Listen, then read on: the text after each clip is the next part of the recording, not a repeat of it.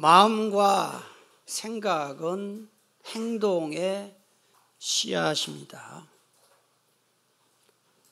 어떤 생각을 하느냐, 무슨 마음을 품느냐에 따라서 삶의 방향이 완전히 달라지기 때문에 그렇죠. 자동차를 운전하시는 분들은 잘 아시겠지만 전진 기어를 놓고 가속 페달을 밟으면 차가 앞으로 나아가고, 후진 기어를 놓고 가속 페달을 밟으면 차가 뒤로 갑니다. 똑같은 가속 페달을 밟는데도 무슨 기어를 놓느냐에 따라서 차의 방향이 완전히 달라지는 것이죠. 마찬가지로 똑같은 상황이라도 무슨 생각을 품느냐에 따라서 사람의 운명이 달라집니다. 가만히 보면 제가 볼 때 그렇게 절망할 상황이 아닌데 죽겠다 하는 사람들은 맨날 굴고 살아요. 그런데 누가 보더라도 절망할 상황인데 씩씩하게 사는 사람은 또 그렇게 씩씩하게 살아요. 그걸 통해서 뭘 할 수 있느냐? 상황이 문제가 아니라 마음이 문제다 하는 것이죠. 그러므로 우리가 잘못된 생각이나 더러운 생각이나 죄된 생각을 갖지 않도록 항상 조심해야 됩니다. 쓰레기통에 음식 찌꺼기가 붙어 있으면 날파리들이 계속 달라붙는 것처럼 우리의 생각과 마음이 더럽고 악한 상태가 되면 마귀의 유혹이 계속 우리를 따라붙기 때문에 그렇습니다. 우리가 회개한다라고 말을 하는데 이 회개라는 말은 그리스어로 메타노이아라고 합니다.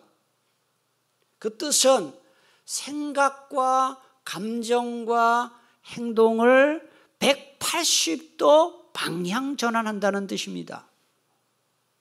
회개는 내가 잘못했구나, 내가 왜 그랬지? 그게 아닙니다. 방향을 전환하는 게 회개입니다. 죄 짓는 삶을 살아온 것을 완전히 이제 정반대로 살아가고 행동하는 것이 바로 회개지요. 에스겔 18장 31절에 보니까 너희는 너희가 범한 모든 죄악을 버리고, 그 다음 앞으로 보세요. 마음과 영을 어떻게 하라고 했나요? 새롭게 해라. 이게 회개입니다. 요엘서 2장 13절 너희는 옷을 찢지 말고 마음을 찢고 너희 하나님 여호와께로 돌아올지어다. 마음을 찢고 하나님께 돌아가는 게 회개다 그랬어요. 여러분, 사람들은 겉으로 드러난 행동만 보지요. 그러나 우리 하나님은 우리가 하는 생각과 모든 아무도 없는 데서 저지른 그런 거 다 알고 계시거든요.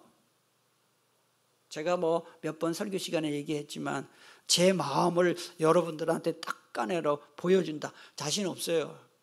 사람은 겉으로 볼 땐 다 그렇게 보이고 착해 보여도 그 속에 뭔 생각을 하고 있는지 아무도 몰라요.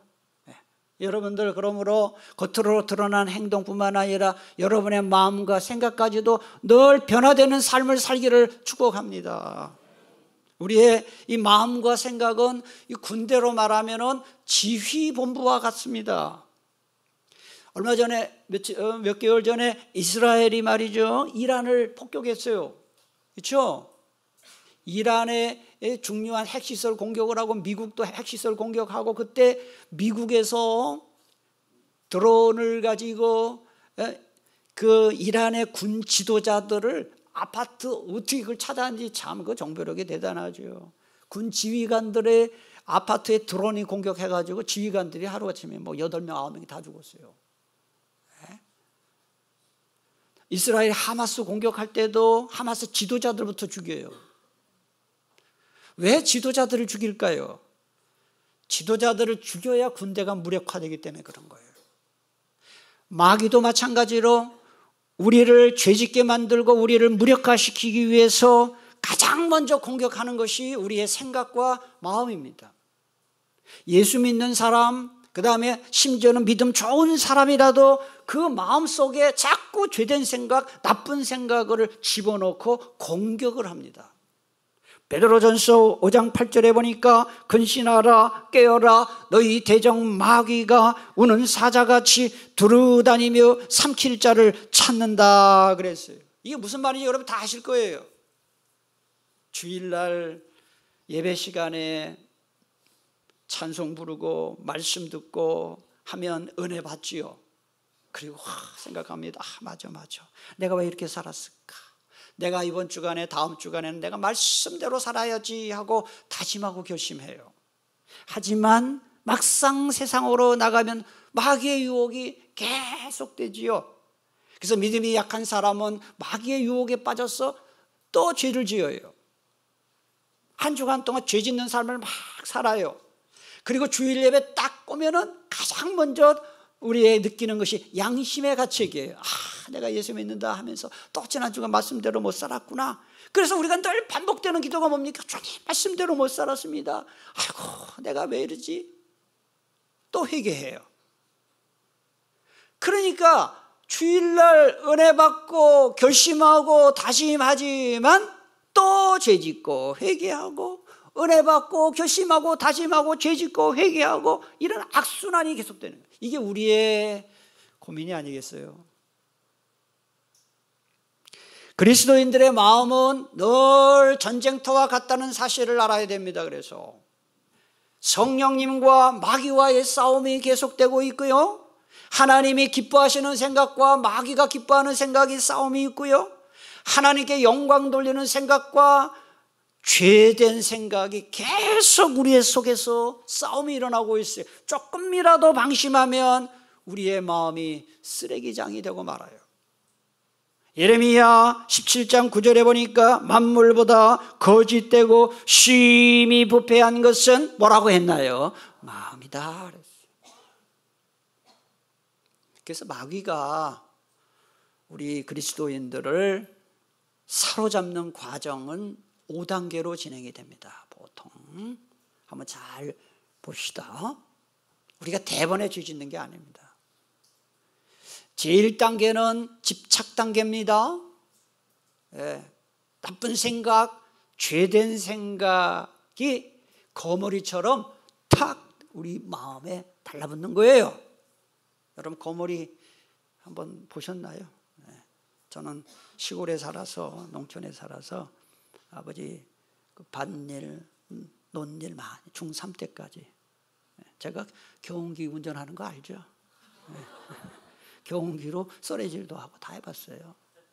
옛날에 뭐 외양간 뭐 다 청소하고 작두질도 많이 했어요. 작두질 해가지고 이 염을 삶고, 저는 뭐 가끔 저보고 고생 없이 자란 사람 같다고 하는데 제 손을 보면 투박해요. 농부의 아들. 이런 소리는 할 필요 없는 건데 하는 거고요. 무슨 얘기하다가 지금 거머리. 논에 뭐 모내로 이렇게 들어갔다가 갑자기 다리가 따가워서 보면은 까만 그 거머리가 딱 달라붙어 있어요. 안 떨어져요. 손으로 아무리 잡아 당겨도 낫으로 이렇게 탁 잘라가지고 호미로 자르고 이렇게. 그것처럼 죄된 생각, 그 다음에 악한 생각이 계속 달라붙어 있는 거야. 이게 집착 단계예요. 그 다음에 2단계는 억압 단계죠. 이 억압 단계는 사단이 우리의 마음과 생각을 억누르는 거예요. 그래서 자꾸 죄 짓도록 강요하는 거예요. 3단계는 침울 단계예요. 이게 뭐죠? 사단의 유혹에 넘어가서 죄 짓고 나면 여러분 어때요? 죄 짓고 나면 마음이 변치 않아요. 마음이 우울해지고 침울해지고, 그리고 하나님 주시는 평강이 하나도 없어. 가서는 안 될 곳에 가고 먹어서는 안 될 것 먹고 만나서는 안 될 사람 만나고 나면은 내가 왜 나 이거밖에 안 되나? 침울해지고 우울해지고 평강이 없어요. 그죠?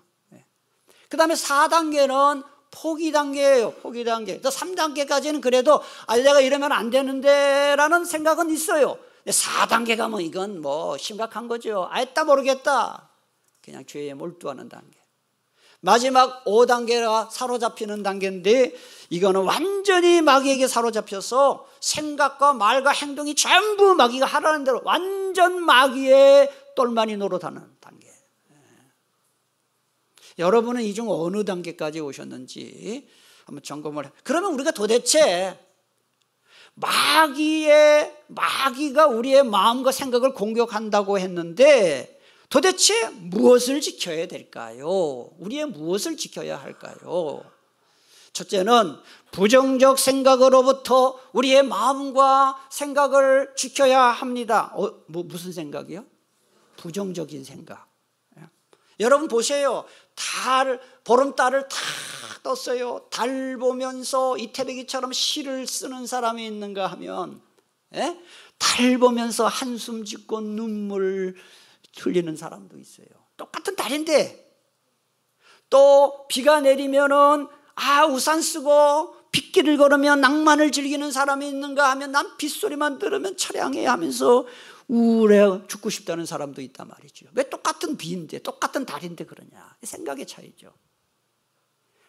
20세기 영국 작가 중에 조지 오웰이라는 그 유명한 사람이 있어요. 이분이 쓴 1984년이라는 책이 있습니다.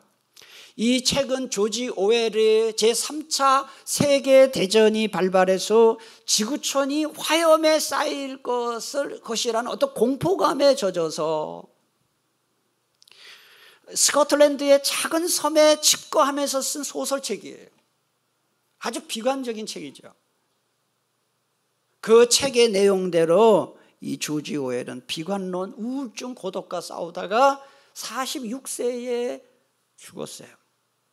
이처럼 부정적인 생각은 굉장히 결과가 비참해요. 여러분들 중에도 보면은 조금만 어려우면 아이고 끝났다. 나는 이제 뭐 다 틀렸다. 절망하고. 그게 얼마나 불신앙적인 생각인지 아세요? 예수님이 마가복음 9장 23절에서 이렇게 말씀하셨지요. 할 수 있거든이 무슨 말이냐? 같이 읽습니다. 믿는 자에게는 능히 하지 못할 일이 없느니라. 아멘이십니까? 좀만 어려우면 자꾸 좌절하고 절망하고 뭐 좀만 하면 시험 들고. 성경은 말씀해요. 항상 기뻐하라고, 항상 감사하라고. 저도 더 젊었을 때는 말이 안 된다고 생각했어요. 항상 기뻐하는 거, 항상 그게 말이 됩니까? 라고 생각했어요. 그런데 말이죠, 제가 나이도 조금씩 들고 또 신앙생활도 이제 오래 했잖아요. 평생 했으니까. 또 목회도 이렇게 해보니까요, 항상 기뻐하라, 항상 감사하라는 말이 이제는 아멘이 돼요. 저는 그게 왜 그런지 아셔요? 죽을 것 같은 그런 일들도 지나고 보면 그때 하나님이 나를 더 도와주고 계셨어요. 그리고 그런 일들을 통해서 나를 더 좋은 길로 인도하셨구나 하는 것을 지금 뒤돌아보면 많이 깨달아요. 여러분, 아무리 죽을 것 같은 일이라 할지라도 그 상황에서 하나님이 여러분과 함께 하심을 꼭 염두에 두시기 바랍니다. 절대 부정적인 생각하지 마세요.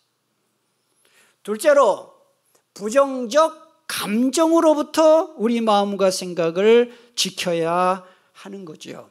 정신병원에 입원해 있는 환자들 중에 절반 정도는 그들이 진정으로 용서받았다는 것을 알게 되면 당장 퇴원할 수 있는 환자들이라는 임상보고서가 있어요. 이게 바꿔 말하면 뭐와 관련이 되느냐? 용서하거나 용서받는 것이 정신건강에 굉장히 중요하다는 거예요. 여러분, 심장병, 위장병, 정신병의 가장 큰 원인이 세 가지예요. 그게 뭐냐? 근심, 긴장 스트레스예요. 그 다음에 마지막이 뭐냐? 증오예요. 증오. 극한 미움이죠. 사람이 뭐에 대해서 막 긴장이, 스트레스 너무 받고 걱정이 많고 그 다음에 누군가를 지독하게 미워하잖아요. 건강 다 망가집니다. 소화 안 되죠. 보기 싫은 사람은 밥맛 없는 사람이 많으면 소화 안 되죠. 그래서 여러분 교회 식당에서 밥 먹을 때 누구랑 주로 먹어요? 밥맛 좋은 사람하고 먹잖아요. 밥맛 없는 사람하고 먹지 않죠? 안 먹어요 절대. 소화가 안 되니까.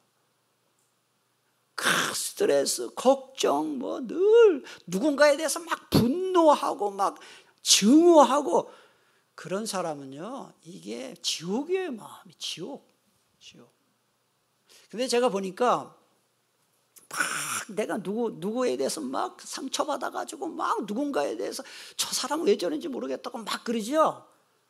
나한테 상처 준 사람은 아무것도 몰라요.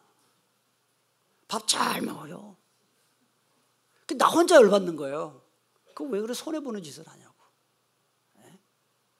이 법에 양심 없는 사람 많아요. 남한테 막 상처 주고도 전혀 거기에 대해서 용서를 구하거나 이러지 않고. 그러니까 미워하는 게 더 잘못이에요. 그냥 용서하면 돼요. 그냥. 여러분의 마음속에 쓴 뿌리들, 분노, 증오, 이 시간 말씀 들을 때 성령께서 깨끗이 치료해 주시기를 축복합니다. 실제로 하나님보다 사람과 세상을 의지하려는 유혹으로부터 마음과 생각을 지켜야 됩니다.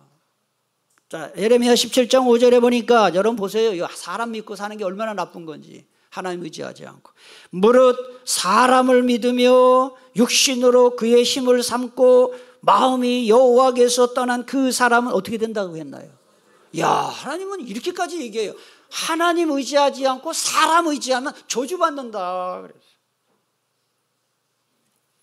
여러분 사람 믿으면 안 돼. 사람을 의지하고 살면 사람은 의지하면 안 됩니다. 사람을 미워하라는 게 아니라 사람을 의지하면 안 돼요. 우리 말에도 믿을 놈 없다는 말이 있잖아요. 우리 말에. 그게 뭐 틀린 말 아니에요. 사람은 왜 믿으면 안 되느냐? 사람은 변덕스러워요. 지금은 막 당신 없으면 못 살겠다고 하지요. 연애하기 전에 뭐 결혼하기 전에 연애할 때 당신 없이는 못 살아 그러지 다. 결혼해 보세요. 당신 때문에 못 살아 그러지. 얼마나 변덕스러워. 간이 자기 간이라도 빼줄 듯이 그냥 그런 사람 있어 보면 아유 내가 제일 싫어하는 사람들 막 간 빼주듯이 막 그래. 그런 사람이 나중에 내 간을 빼갑니다. 사람이 얼마나 변덕스러운지 아세요? 제가 실제로 있었던 일이에요, 여러분. 여러분 그 교회에서도 그러고 바깥에서 뭐 단톡이라는 거 있죠? 단톡이 뭔지 알죠? 아시죠? 그 단톡 때문에 시험 들어서 우리 교회 떠난 새 가족이 2명이 있어. 야, 난 또 교회 떠나는 이유도 왜 떠났냐? 자기 친구의 여자친구예요. 내가 누구라고 어느 친구라고 말 안 하겠어요. 그 여자친구의 단톡이 있어요. 그런데 이 새 가족이 단톡에다 뭘 올렸어요. 글을 올렸는데 아무도 반응을 안 보였대. 나는 존재 가치가 없는 사람이래. 그래서 더 나왔어요. 난 그 얘기 듣고 그게 교회를 떠날 이유인가?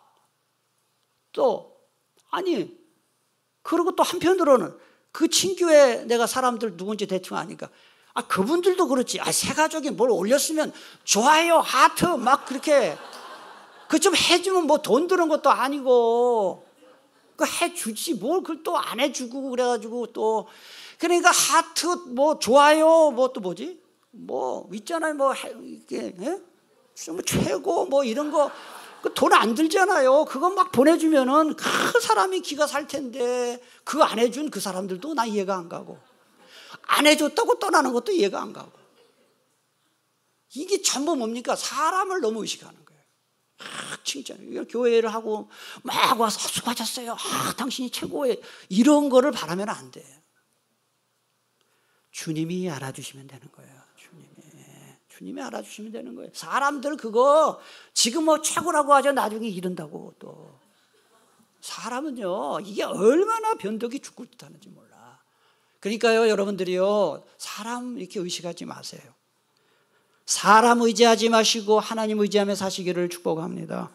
자, 예레미야 17장 7절 8절에 보세요. 우리 좀 길지만 같이 읽겠습니다. 그러나 무릇 여호와를 의지하며 여호와를 의뢰하는 그 사람은 복을 받을 것이라.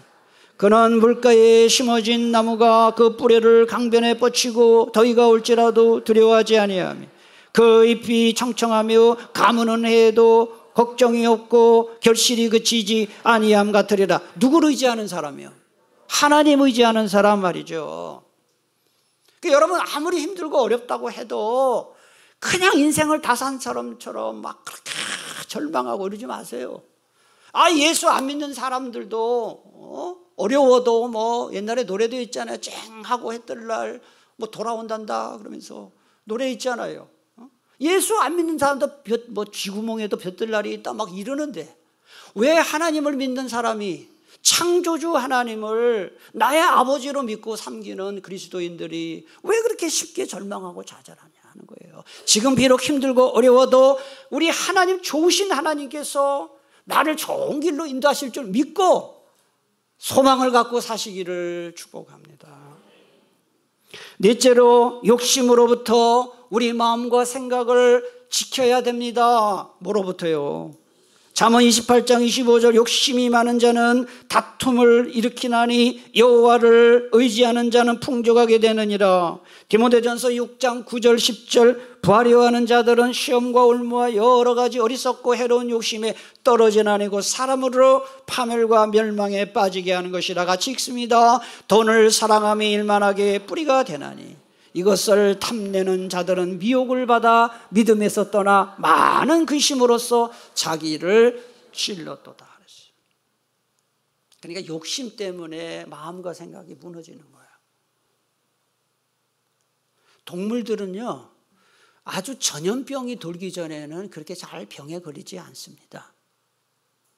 제가 우리 시골에서 우리 집에서 많은 동물 키웠어요. 소도 키우고 닭도 키우고 돼지도 키우고 한때는 염소도 키우고 벌도 키우고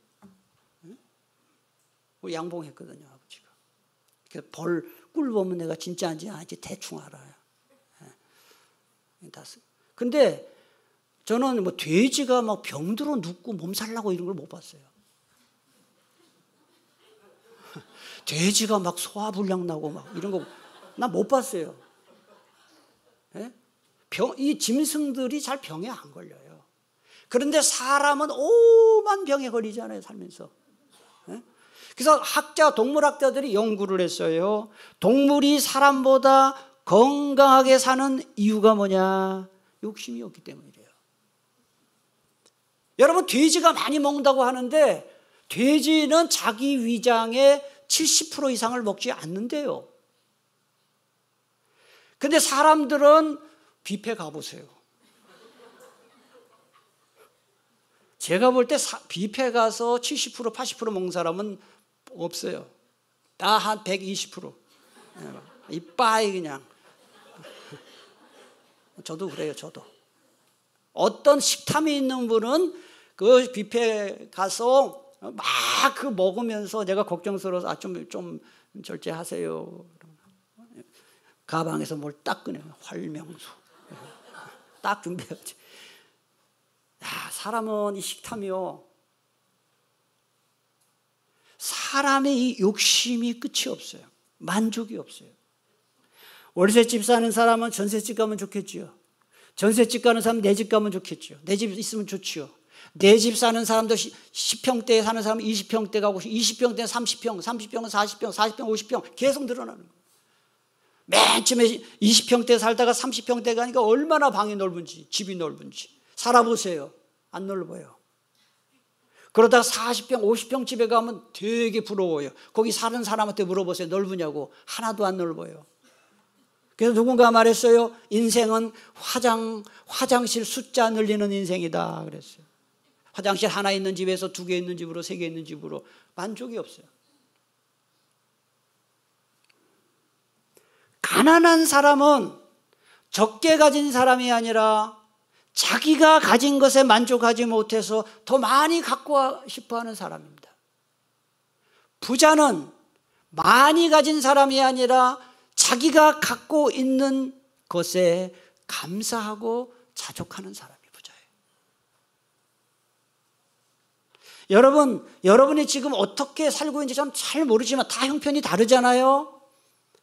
우리가 이만큼 사는 것도 하나님의 은혜예요. 따지고 보면 우리나라 사람들이 세계 평균에 보면 잘 살아요. 지금 서양 사람들이 한국에 오면 사는 거 보고 놀랍니다. 이야, 나는 요새 뭐 쿠팡 보고 내가 기절하는 줄 알았어. 쿠팡 뭐 신청하면은 그 다음날 오잖아요. 예? 미국에 가면은 쿠팡이 어디 있어? 그래서 한국에 와 있는 서양 사람들이 자기 본국에 안 가려고 하는데 왜요? 쿠팡과 배민 때문에. 배달이 다 되는 거예요. 우리나라는 역시 배달의 민족이에요. 그러니까 서양 사람들이 한국 떠나기 싫어한대요. 모든 것이 편리해. 그러나 정작 한국에 살고 있는 사람들은 행복하지 않아요. 만족이 없어요. 다 사람들이 인상 쓰고 있고. 제가 선교지 많이 가잖아요. 저 못 사는 나라 동남아시아 가죠. 다 웃고 바보스러울 만큼 웃고 있어. 뭐 그렇게 좋은지 뻘거벗고 웃고 있어 다. 근데 한국에 딱 들어오면 사람들이 전부 화가 났어. 엘리베이터 타면 사람들 전부 화가 났어. 그 인사하면 왜 인사하냐고 쳐다봐 또. 와, 나 이런 걸 보면서 참 우리나라 사람들이 불행해요. 그러니까 경제적으로 못 살아서 불행한 게 아니에요. 감사가 없어. 자녀들도 웬만하면 자녀들한테 잘했다 하고 칭찬하시고 하셔야 되는데 애들 공부 뭐 1등 다 1등 시키고 1등해서 뭐 할 건데요. 저도 인생을 살아보니까 1등에서 성공하는 게 아니더라고요. 인간관계가 좋아야 돼. 사람이 성품이 좋아야 돼. 어느 정도까지는 실력으로 올라가는데요. 꼭대기는요. 리더 그룹은요. 인간관계하고 성품이 결국은 좌우하는 거예요. 좀 많이 봤어요. 여러분의 형편이 뭐 경제적으로나 가정 형편으로나 자녀들이나 뭐 다 뭐 뭐든지 그래요. 이만큼 살고 이 정도 누리고 있는 거에 대해서 감사하고 자족하며 사시기를 축복합니다. 다섯째로 우리가 벗어나야 할 것은 근심으로부터 우리 마음과 생각을 지켜야 됩니다. 시편 25편 17절에 보니까 내 마음에 근심이 많사오니 나를 고난에서 끌어내소서. 잠언 17장 22절 다 같이 읽겠습니다. 마음의 즐거움은 양약이라도 심령의 근심은 뼈를 마르게 하느니라. 여러분 이 성경이요 참 기가 막혀요. 근심을 많이 하면 뼈가 마른다. 뼈가 하는 일 중에 하나가 뭔지 아세요? 피를 만들어요. 조혈작용이라고 하지요. 그러니까 걱정을 많이 하면 조혈작용이 안 된다. 그거 맞는 말이에요. 피를 만들어내지 못해서 면역력 다 떨어지고 사람이 무기력해지는 것이죠. 포유류 동물 가운데 가장 빨리 죽는 동물은 쥐랍니다. 쥐. 그래서 이 쥐의 수명은 야생 쥐는 1년 살아요. 애완 쥐는 2년 3년 산대요. 저는 어렸을 때 시골에 살아가지고 쥐도 많이 잡아봤고요. 시골에 쥐 많잖아요. 그리고 어렸을 때 우리 부모님이 그렇게 하지 말라 그랬는데 우리 친구들하고 요만한 쥐들, 쬐고 새끼쥐 가지고 데리고 놀고 그랬어요. 근데 쥐 새끼들 이 숨 쉬는 거 난 많이 들어봤어요. 쥐들 이 숨 쉬는 거는 이러고 쉬어요. 숨을 우리처럼 이렇게 쉬지 않고 쥐들이 호흡이 엄청 빨라요. 쥐가 빨리 죽는 이유가 호흡 때문이래요. 이렇게. 근데 쥐 중에 가장 몸집이 작은 쥐가 뾰족귀 쥐예요. 뾰족귀 쥐를 연구해 봤더니 1분에 숨을 1000번은 쉬어. 여러분 한번 1분에 1000번 쉬어봐 죽어요. 그러니까 이러니까 이게 심장이 그거 살겠어요. 그리고 쥐는 천적이 많아요. 쥐 잡아 먹으려고 주변에 쥐 잡듯이 잡는다 그러잖아요. 우리 쥐 잡듯이 잡는다고. 쥐는 사람도 잡지, 개도 잡지, 고양이도 잡지. 오만 다 천적이에요. 그러니까 이 쥐들이 숨도 빠르지, 스트레스 받지, 불안하지. 그러니까 죽는 거예요. 이게 지금 뭘 말합니까, 여러분? 걱정 많이 하고 스트레스 받고 불안해하고 이게 전부 수명을 엄청 단축시키는 거예요. 걱정이라는 존재는요, 이상한 존재입니다. 걱정을 하면 하고 피하면 피할수록 점점 커지는 거예요, 걱정거리를. 그러나 걱정은요, 정면 도전해야 됩니다. 걱정거리가 있잖아요. 뭔가 두렵지요? 정면 도전해야 돼요. 그러면 꼬리를 내려요. 제가 1989년부터 설교를 시작했어요. 그러니까 36년 전의 일이에요. 지금도 기억나요. 첫 설교를 하는데, 애들 설교 말고 어른 앞에서 설교를 하는데 얼마나 긴장이 되는지. 신학교 1학년 때 설교를 하는데 끝나고 내려왔는데 뭔 설교를 했는지 기억도 안 나요. 회중들이 하나도 안 보여. 그때 내가 들었던 생각이, 내가 앞으로 평생 설교를 해야 되는데 큰일 났다. 굉장히 두렵더라고요. 그런데 이렇게 계속 설교를 하잖아요. 그리고 이제 지금은 제가 설교를 얼마나 합니까? 딴 예배뿐만 아니라 어디가 또 다른 교회 가서 하는데 계속 설교를 하죠.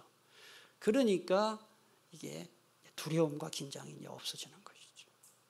두렵다고 해서 만약에 제가 나 이거 못하겠다 이러면은 계속 못하는 거예요. 죄송합니다. 혹시 여러분 가운데 그런 분이 계시는지 모르겠는데 무슨 요즘 각종 불안증이 많잖아요. 대인 공포증, 사람 만나는 거 힘들어요. 요새 젊은 애들이 그러죠. 사람 만나는 거 되게 힘들어요. 제가 어떤 청년한테 한번 전화했더니, 저는 당연히 전화를 하는 걸로 생각하는데 저희 아이들이 왜 전화를 하냐고. 애들 전화 받는 거 싫어한대요. 난 그게 이해도 안 가고. 사람 만나는 거 힘들어. 사람 만나는 거 힘들어 하시는 분들, 사람을 자꾸 만나야 그 공포가 없어집니다. 폐쇄 공포라고 있어요. 비행기에 갇혀 있거나 차에 갇혀 있으면 불안해가지고 진땀 나고. 그거는 자꾸 버스를 타고 비행기를 타야 없어지는 거지. 그렇게 안 하면 계속 그 상태예요. 피하지 말고 정면 도전해야 된다. 여러분, 그 세계적인 경제 대공황과 제2차 세계대전을 탁월한 리더십으로 극복한 미국의 제32대 대통령 프랭클린 루즈벨트 대통령이 유명한 말을 했죠. 한번 들어보세요. 같이 한번 읽어보겠습니다. 시작. 실패하더라도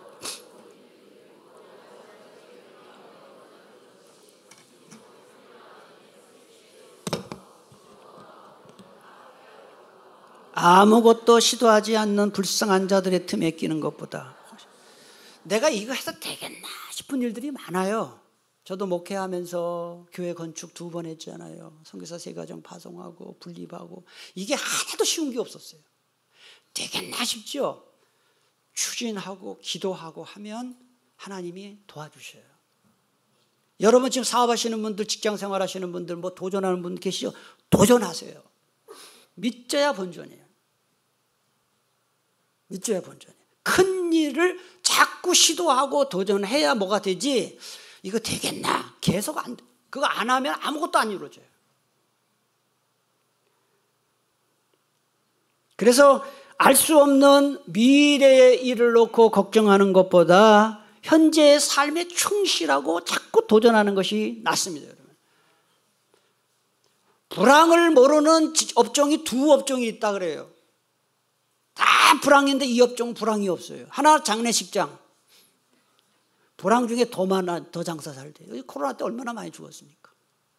또 하나는 점집이에요. 불황 중에 점집이 호황입니다. 심지어는 그리스도인들도 불황 중에 점집을 많이 갑니다. 그래서 어떤 점집 앞에 집사님 환영합니다. 장로님 환영합니다. 권사님 환영합니다. 써놨대잖아요. 얼마나 많이 오는지. 그러니까 이 불안 심리와 걱정을 먹고 사는 업종이 점집이에요. 그럼 여러분 이런 질문할 수 있죠. 아니 하나님이 우리 미래에 일어날 일을 미리 알려주시면 걱정하지 않고 점집도 안 찾아갈 텐데 하나님은 왜 우리에게 미래를 알려주시지 않는 걸까요? 그거 아주 바보스러운 질문입니다, 여러분. 저와 여러분의 미래에 아주 고통스러운 불행한 일이 닥칠 것을 미리 안다면 어떻게 되겠나요? 그 일이 닥치기도 전에 이미 그 사람은 절망하고 낙심하고 아무것도 못합니다. 반대로 성공하고 출세할 것을 미리 안다? 그 사람은 태만해지고 교만해질 겁니다. 그래서 하나님은 내일 일도 알지 못하게 하셨고 하루하루 그저 충실하게 살도록 그렇게 하신 줄 믿으시기를 바랍니다. 그러므로 하루하루 그날에 충실하게 사는 것이 미래를 가장 잘 준비하는 것이고 걱정과 두려움에 빠지지 않는 비결이에요. 그냥 하루에 충실하세요. 저도 지금까지 인생을 살면서 하루하루를 마지막 날이다 생각하고 열심히 하다 보니까 여기까지 온 거예요. 그냥 아침에 출근할 때 기쁜 마음으로 좀 가시고 퇴근할 때도 오늘 참 하루 잘 보냈다. 집안일 할 때도 그렇고 그렇게 해야 그게 행복하지. 앞으로 무슨 일이 있을 것인가 막 고민하고 이러면은 하루도 충실할 수 없습니다. 자, 마지막으로 그러면 우리 마음과 생각을 지킬 수 있는 비결이 무엇인지 두 가지를 말씀. 첫 번째는 하나님 말씀이에요. 시편 119편 11절 다 같이 함께 읽겠습니다. 시작. 내가 주께 범죄하지 않기 위해서 뭐를 마음에 두었다고 했나요? 말씀. 여러분 성경 말씀을 많이 공부하고 읽고 암송을 해놓으면은 막 마귀가 유혹을 하고 또는 절망, 낙심 그런 유혹이 올 때 말씀이 그걸 물리쳐줘요. 담대하라, 두려워하지 마라, 내가 너와 함께한다. 막 이런 말씀 다 아무것도 염려하지 말고 너에게 맡겨라 하나님. 이런 말씀들 많이 있잖아요. 그러므로 그 마음에 말씀이 없는 사람은 마치 울타리와 대문이 없는 집과 같아서 마귀가 제 집 드나들듯 드나들어요. 그러니까 여러분 이 마음과 생각 속에 말씀을 많이 놓아야 돼요. 20세기 최고의 전도자인 빌리그레임 목사님이 이렇게 말했습니다. 번민, 즉 마음이 번거롭고 답답하며 괴로워하는 원인의 95%는 뭐라 그랬어요? 성경을 읽지 않는 데서 온다. 핵폭탄의 위기와 불안도 영생을 주시는 하나님 말씀 앞에서는 거뜬히 해결된다. 저는 이 빌리그레임 목사님 말에 동의합니다. 제가 말씀을 꾸준히 연구하고 말씀을 살잖아요. 주로 직업이 그렇잖아요. 설교하는 게. 어떤 절망감, 낙심, 불안한 마음, 걱정도 말씀을 읽으면 그게 다 도망가고 말아요. 말씀을 읽으셔야 됩니다. 두 번째 비결은 기도입니다. 기도는 우리 마음과 생각 안으로 마귀와 생각이 드나들지 못하도록 든든히 지켜주는 자물쇠와 같습니다. 기도는 자물쇠다. 빌립보서 4장 6절 7절 우리 다 암송한 말씀입니다. 한번 보겠습니다. 아무것도 염려하지 말고 다만 모든 일에 기도와 간구로 너희 구할 것을 감사함으로 하나님께 아뢰라. 그리하면 모든 지각에 뛰어난 하나님의 평강이 그리스도 예수 안에서 너희 마음과 생각을 지키시리라 그랬어요. 뭐가 지켜준다는 거예요? 기도가 지켜준다는 거예요.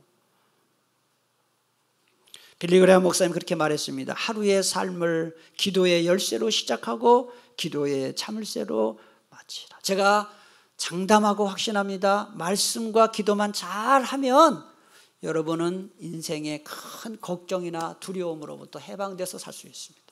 이번 한 주간 그렇게 사시기를 축복합니다. 기도하겠습니다.